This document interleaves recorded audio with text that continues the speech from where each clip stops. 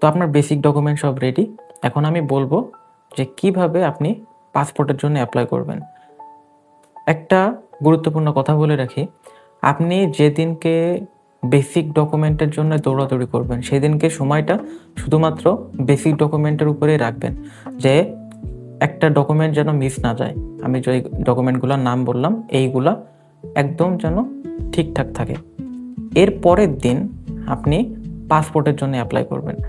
তো বিষয়টা এরকম রাখবেন যে আপনি হয়তোবা সোমবারের দিন আপনার বেসিক ডকুমেন্ট আপনি রেডি করবেন, কারণ ওই দিন হচ্ছে সপ্তাহের প্রথম দিন, ওই দিনকে করা ভালো। আর পাসপোর্টটা আপনি মঙ্গলবারের দিন অ্যাপ্লাই করবেন। তো এখন বলি যে পাসপোর্টের অ্যাপ্লিকেশন প্রসেসটা কীরকম আর কোথা থেকে করবেন, কিভাবে করবেন।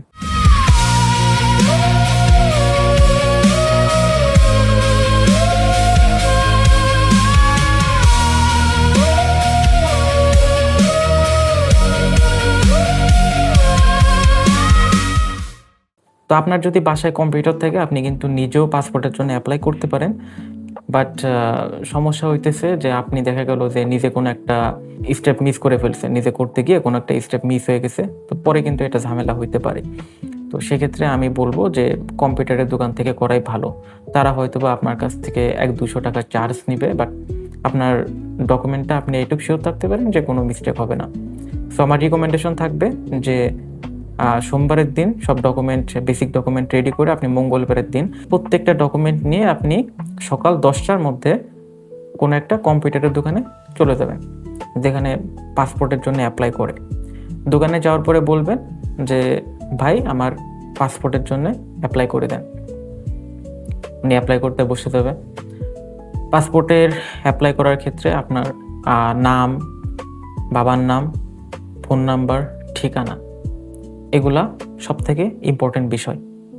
খেয়াল রাখবেন আপনার পাসপোর্টে যখন বলবে যে এখানে ফোন নাম্বার কার্ডটা দিব, আপনি অবশ্যই চেষ্টা করবেন আপনার বাবার ফোন নাম্বার দেওয়া।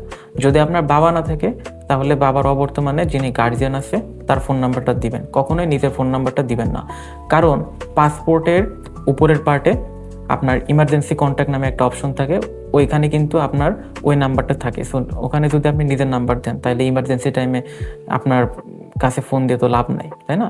এই কারণে ওখানে বাবার অথবা গার্জিয়ানের নাম্বার দেওয়াটা বেটার। ২ নম্বর হইতেছে ঠিকানা। সো সবথেকে ভালো হয় যদি আপনার এনআইডি কার্ডে যে ঠিকানাটা দেওয়া আছে এইটা যদি আপনি পাসপোর্টে উল্লেখ করেন, এই সেম ঠিকানা যদি আপনি পাসপোর্টে দেন, তো এইটা হচ্ছে সবথেকে ঝামেলাবিহীন একটা পদ্ধতি। কিন্তু অনেক সময় হয় কি যে আমরা এক এলাকায় থাকি, পরে আরেক এলাকাতে মুভ করি। দেখা গেল আমার এনআইডি কার্ড এক এলাকাতে, আমার পাসপোর্ট আমি আরেক এলাকাতে চলে গেছি। তো তখন এখানে কোন ঠিকানাটা আমি দিব, তাই তো? এরকম একটা ক্লাশ হয়। তো এইটা একান্তই আপনার ব্যাপার। আপনি যদি মনে করেন যে আপনি আগের ঠিকানাতেই পাসপোর্টের জন্য করবেন, অ্যাপ্লাই করবেন, তাহলে আপনি ওই এলাকার যে আঞ্চলিক অফিস আছে আপনি সেখানে যাবেন। আর আপনি নতুন এলাকায় যদি থাকেন, হইতে পারে যে আপনার হয়তোবা মহল্লা চেঞ্জ হয়েছে, যে আপনি আগে পৌরসভার মধ্যে ছিলেন, এখন পৌরসভার বাইরে গেছেন। তো চেষ্টা করবেন যে একরকম রাখার, এনআইডি কার্ডের মতোই রাখার। আর যদি না রাখতে পারেন কোনোভাবে, তাহলে আপনি নতুন ঠিকানাটাই দিয়েন, এখানে কোনো সমস্যা হবে না। কারণ আপনার সকল ধরনের প্রমাণ তো আপনার কাছে আছেই, যে আপনার পানির বিল, এনআইডি, তারপর হচ্ছে এনআইডি কার্ডের ফটোকপি, বিদ্যুৎ বিল, সব রকমের ডকুমেন্টই আপনার কাছে আছে। সো এটা কোনো প্রবলেম হবে না। বাই দ্য ওয়ে, বাসা থেকে বের হওয়ার আগে চেষ্টা করবেন আপনার ফোনে যে বিকাশ অ্যাকাউন্ট আছে, পার্সোনাল অ্যাকাউন্ট, সেইটাতে পারলে ৬,০০০ টাকা আপনি ক্যাশ ইন করে নিয়ে আসবেন। কেন করে নিয়ে আসবেন? অনেক সময় হয় কি যে আপনি যে কম্পিউটারের দোকান থেকে পেমেন্ট করবেন, তাই না? তো তাদের দেখা গেল যে পার্সোনাল অ্যাকাউন্টে টাকা নাই, সমস্যা হইতে পারে। সো আপনার কাছে থাকলে আপনি ওখান থেকে পেমেন্ট করে দিতে পারবেন। তো পাসপোর্টের পেমেন্টের অপশন হইতেছে কি যে একটা মোবাইল ব্যাংকিং, আর একটা হচ্ছে আপনার ওখানে সোনালী ব্যাংকের মাধ্যমে দেওয়া যায়। সো এখন মোবাইল ব্যাংকিং বিকাশের মাধ্যমে চালু হয়েছে, তো বিকাশ থেকে দেওয়া একদম ইজি। খরচের একটা বিষয় আমি বলে রাখি, আপনি কত পেজের জন্য অ্যাপ্লাই করবেন আর কত বছরের জন্য অ্যাপ্লাই করবেন, এই দুইটার উপরে কিন্তু পাসপোর্টের খরচ নির্ভর করে। সো আগে থেকে আপনি খেয়াল রাখবেন যে আপনি কোনটার জন্য অ্যাপ্লাই করবেন, কত টাকা। তো তত পরিমাণ অ্যামাউন্ট আপনি একটু কষ্ট করে আপনার পার্সোনাল যে বিকাশ অ্যাকাউন্ট আছে, আপনি ওই টাকাটা আপনার পার্সোনাল অ্যাকাউন্টে আপনি ক্যাশ ইন করে নিয়ে যাবেন। টাকা পার্সোনাল অ্যাকাউন্টে ক্যাশ ইন করে নিয়ে যাওয়ার একটা বড় সুবিধা হইতেছে, আপনি যখন দোকানে যাবেন আপনার কাছে নগদ টাকা থাকবে না। আর দ্বিতীয়ত, যদি আপনার যে কম্পিউটার অপারেটর আপনাকে পাসপোর্টের জন্য এপ্লাই করে দেবে, তার কাছে যদি কখনো টাকা শর্ট থাকে, আপনি আপনার অ্যাকাউন্ট থেকে ডাইরেক্টলি তাকে দিয়ে দিতে পারবেন। অথবা ওখানে পেমেন্ট অপশনের নাম্বার দেওয়া যায় যে আপনি কোন নাম্বার থেকে পেমেন্ট করবেন। তো সেখানে আপনি ডাইরেক্টলি আপনার ফোন নাম্বারটা দিলে আপনার ওখানে একটু একটা SMS আসবে, আপনি ওই SMS এর মাধ্যমে পেমেন্টটা আপনি কমপ্লিট করে দিতে পারবেন। সো নিজের অ্যাকাউন্ট থেকে আপনি নিজে পেমেন্ট করতেছেন, সো এটা বেটার। এই টাকাটা আপনি পেমেন্ট করার পরে আপনার একটা A4 এর পেপারে তারা একটা চালানপত্র একটা প্রিন্ট করে দিবে। আরও এক্সট্রা কতগুলা ডকুমেন্ট আছে A4 পেপারে, সবগুলো প্রিন্ট করে একটা স্ট্যাপলার করে তারা আপনাকে বলবে যে ঠিক আছে, আপনার অ্যাপ্লিকেশন করা শেষ, আপনি এবার আপনার আঞ্চলিক যে পাসপোর্ট অফিস আছে আপনি সেখানে চলে যান।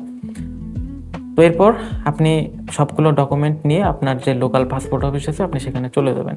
কয়টার মধ্যে? সকাল 11টার মধ্যে। কেন? কারণ দিন যত বাড়ে তত লোকজন বাড়ে, সমস্যা হয়। সকাল 10:30 থেকে 11টার মধ্যে যাওয়া সর্বোত্তম বলে আমি মনে করি। পাসপোর্ট অফিসে ঢোকার সময় আপনি যদি প্রথমবার ঢোকেন, তো ওখানে যে আপনার পুলিশ অথবা যে গার্ড যেই থাকুক, সে কিন্তু আপনার কাছে আপনার ডকুমেন্ট দেখতে চাইবে প্রথমত, যে ভেরিফিকেশনের জন্য যে এই মানুষটা আসলেই কাজে যাইতেছে নাকি অকাজে যাইতেছে। তো এটার জন্য তারা ডকুমেন্ট দেখতে চাইবে, এটা খুবই নর্মাল একটা বিষয়। আপনি দেখাই দিবেন যে ঠিক আছে, আমার ডকুমেন্ট এইটা, আপনি ভিতরে ঢুকবেন। কারোর হেল্প নেওয়ার দরকার নাই, তারা আপনাকে বলে দেবে যে আপনি ভিতরে গিয়ে কত নম্বর কাউন্টারে দাঁড়াবেন, কত নম্বর কাউন্টারে সিল মারতে হবে, তারপরে সিল মারার পরে আপনি কত নম্বর কাউন্টারে অপেক্ষা করবেন, দ্যাটস ইট।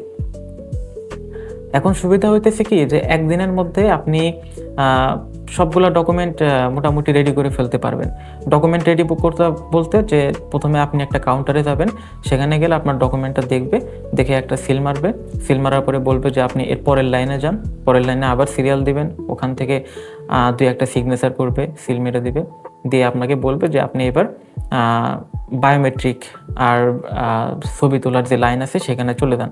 মানে 1টা 2টা 3টা, ওখানে আপনার টোটাল 3বার হয়তো বা লাইনে দাঁড়ানো লাগতে পারে। আমি ধারণা করছি যে এখন সব জায়গাতেই দিনের দিনই আর কি যে বায়োমেট্রিক আর ছবি তোলার যে প্যারাগুলো, এগুলা দিনের দিনই শেষ হয়ে যায়।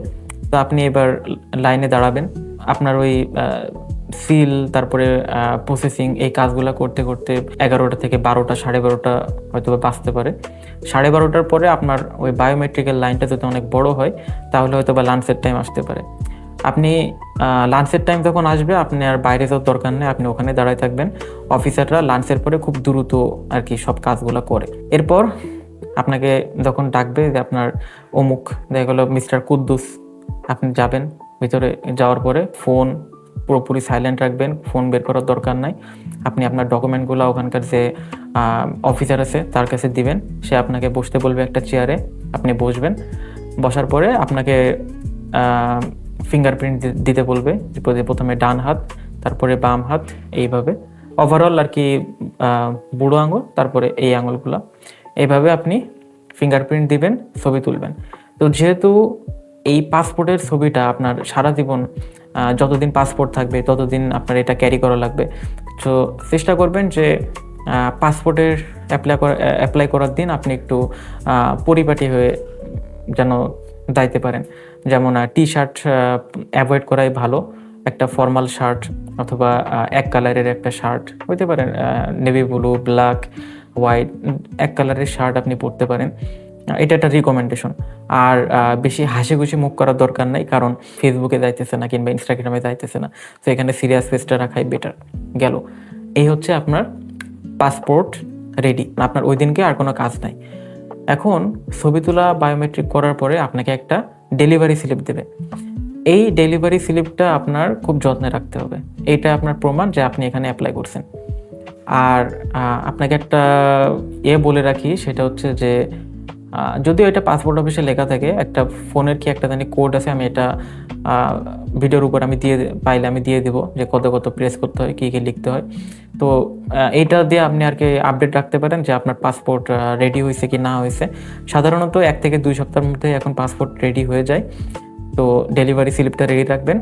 আর যখন পাসপোর্ট রেডি হয়ে যাবে, আপনাকে অফিস থেকে ফোন দিতে পারে, যদি আপনি দেখা গেলো 1 সপ্তাহ হয়ে গেছে বাট আপনি এখনও যাইতেছেন না, দেরি করতেছেন, তো পাসপোর্ট অফিস থেকে অনেক সময় ফোন দিয়ে বলতে পারে যে আপনার পাসপোর্ট রেডি, আপনি আসেন, যাবেন।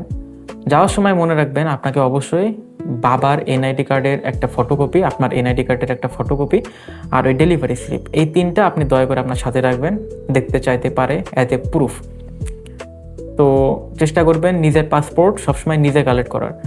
আমি অনেক দেখছি যে ওখানকার যে অফিসাররা আছে ওনারা একটু ঘাটতারামি করে, যে ছেলেরটা বাবা নিতে আসে দেয় না, বাবারটা ছেলে নিতে আসে দেয় না, বন্ধুরটা নিতে আসে দেয় না। সো নিজেরটা নিজে কালেক্ট করাই বেটার, যদি আপনার না খুব প্রবলেম না থাকে তাহলে। তো ব্যাস, আপনার পাসপোর্ট করা শেষ, পাসপোর্ট কালেক্ট করা শেষ। এখন আপনি পরবর্তী স্টেপের জন্য রেডি, সেটা হইতেছে আপনার এডুকেশনাল ডকুমেন্ট রেডি করা। আমি ভিডিওর 3য় পার্টে বলবো যে এডুকেশনাল ডকুমেন্ট কিভাবে রেডি করবেন। ধন্যবাদ।